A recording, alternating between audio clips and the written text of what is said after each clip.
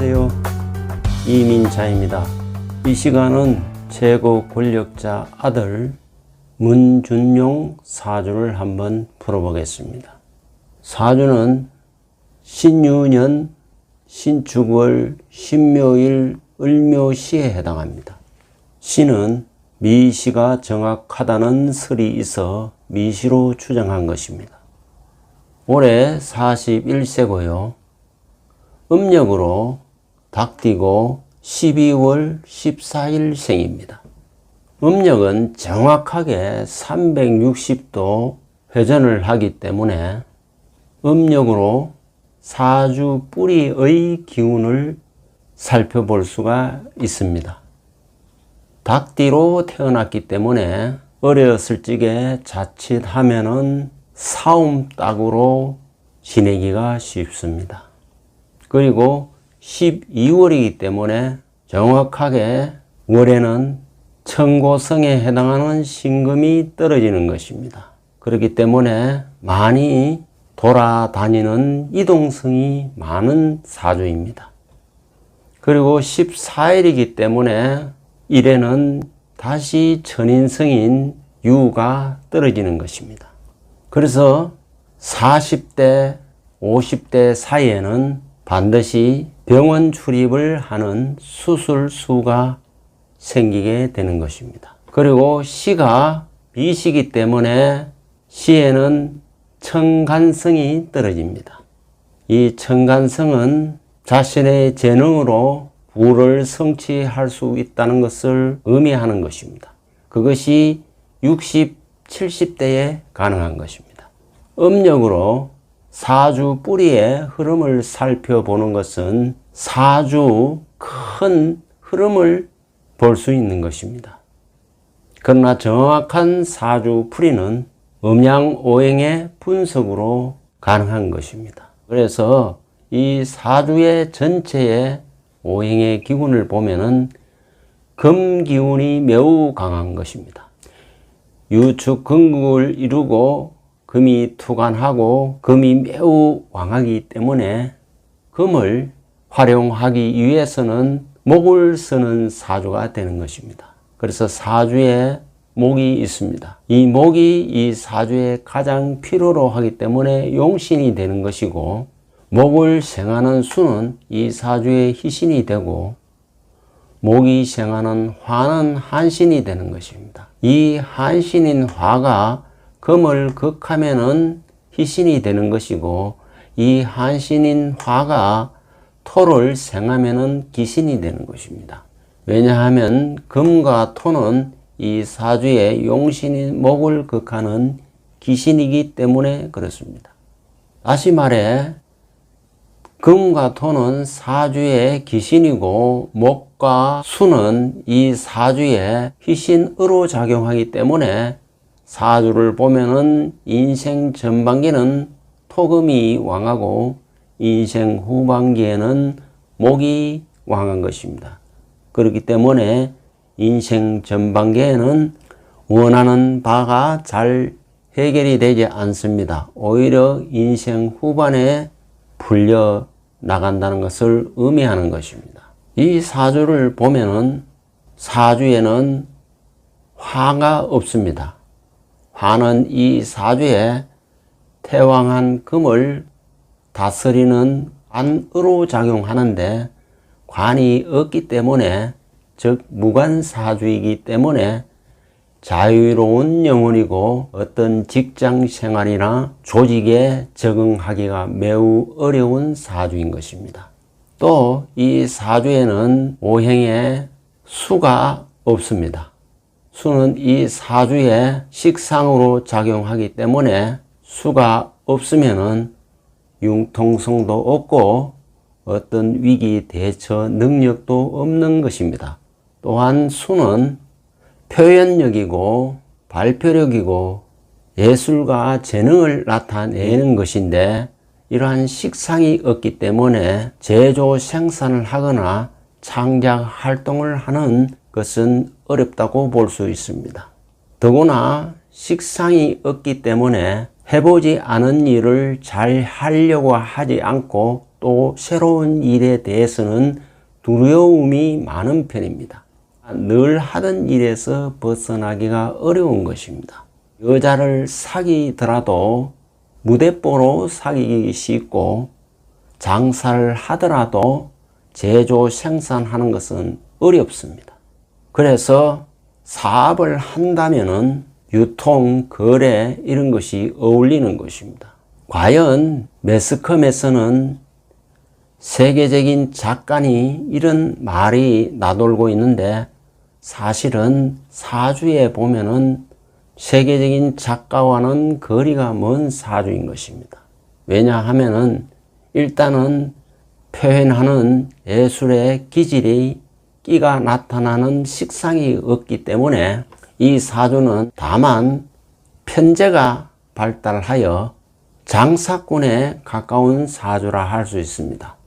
다시 말해서 예술가와는 거리가 먼 사주이고 세계적인 작품인이 하는 것은 아부성 발언으로 보여지는 것입니다.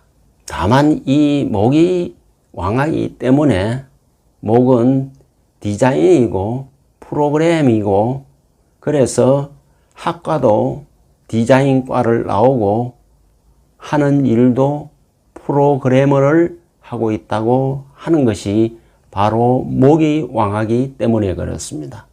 사주에 수가 없기 때문에 수가 들어오는 운에는 수생목하여 프로그램이 고부가가치로 상품성이 있을 수도 있습니다. 그러나 궁극적으로는 이 사주에 금이 강하여 금극목 즉 군비쟁제를 하기 때문에 일거에 모든 재산이 다 날아갈 수도 있는 그런 사주이기도 한 것입니다.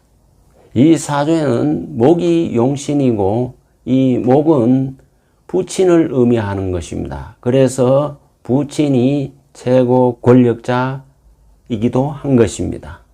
그러나 부친의 별이 임한 자리는 공망을 당하고 있기 때문에 육친의 실질적인 덕을 잇기는 어려운 것입니다.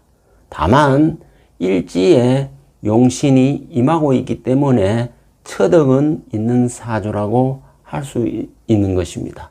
부모 자리는 신축이 임하고 있어 이것은 귀신이기 때문에 자수성가를 해야 되는 팔자인 것입니다.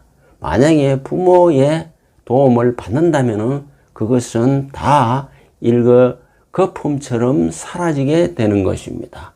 또 부모 자리와 내 자리는 격각 준충으로 되어 있기 때문에 특히 모친에 대한 감정은 만족스럽지 못한 것입니다. 항상 충분한 본인에 대한 투자가 없었다는 데 대한 불만이 있게 되는 것입니다.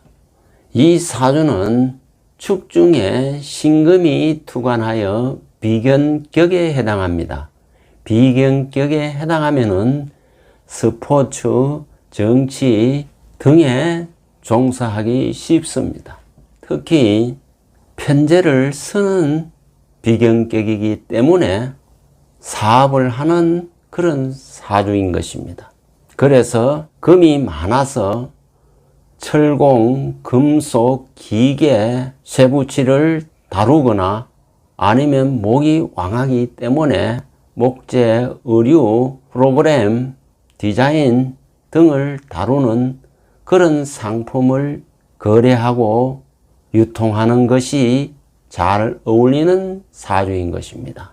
용의 구조를 보면은 수목, 즉 식신생재가 되는 구조이기 때문에 수가 들어오는 운에는 사업이 번창할 것으로 예측이 되는 것입니다. 그럼 울로를 한번 살펴보겠습니다.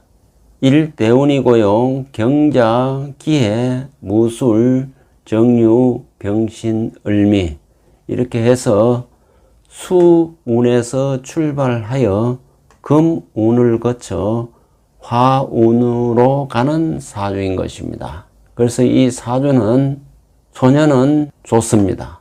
그러나 중간에 금운은 귀신 운이기 때문에 어려움이 많고 말년의 운은 비교적 괜찮은 운으로 볼 수 있습니다. 지금 현재는 41세기 때문에 병신대운에 와 있습니다. 이 병화는 화극금을 하기 때문에 원래는 희신으로 작용하게 됩니다.